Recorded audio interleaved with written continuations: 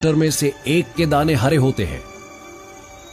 Mendel ने अगली फसल में मौजूद इस खास गुण को नाम दिया रिसेसिव।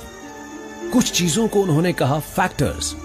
पौधों में छिपी इन बातों के कारण ही कुछ खास गुण दिखते थे और ये जुड़े थे एक नियम से, जिसे मेंडल गुरुत्वाकर्षण जैसे एक साधारण समीकरण के जरिए बता सकते थे। चार्ल्स डार्विन और ग्रेगोर मेंडल को यह नहीं पता था, लेकिन ये दोनों ही वैज्ञानिक उसी दौर में जीवन से जुड़ी रहस्यमय प्रणालियों को समझने की कोशिश में थे।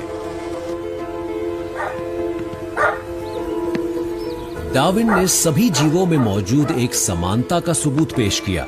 उनके हिसाब से बेशक हम इंसान हैं, लेकिन सच ये है कि हम हैं दूसरे जीवों और सब्जियों के ही वंश के, यानी दूसरे जीवों की ही तरह कुदरती जगत का एक हिस्सा।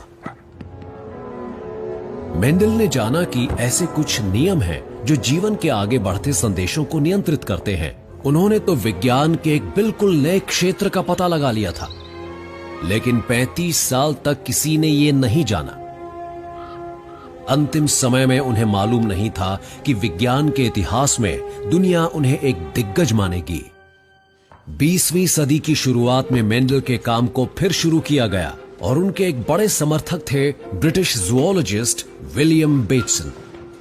उन्होंने इन पहलुओं का अध्ययन करने वाली साइंस को एक नया नाम दिया, जेनेटिक्स। बेटसन और उनके साथियों ने पेड़ पौधों और जानवरों की नई नस्लों को विकसित करने पर काम किया। उनके मुताबिक साइंस और आजादी को अलग नहीं कर सकते और उनकी प्रयोगशाला पर भी यही नियम लागू था।